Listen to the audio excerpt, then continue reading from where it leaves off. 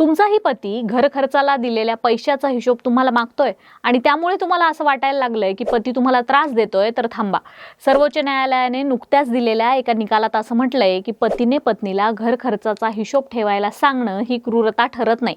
आणि ही टिप्पणी करताना पत्नीने तिच्या पतीविरुद्ध दाखल केलेली याचिका सुद्धा सर्वोच्च न्यायालयाने शुक्रवारी फेटाळून लावली आहे.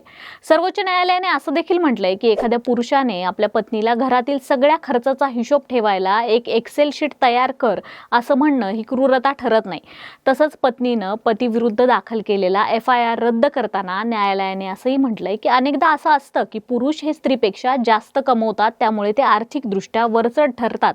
पण त्यामुळे पतीच्या आर्थिक वर्चस्वाचा पत्नीला आरोप करून क्रूरता असा अधोरेखित करता येणार नाही आणि हे फौजदारी कारवाई करण्याचं कारण असू शकत नाही.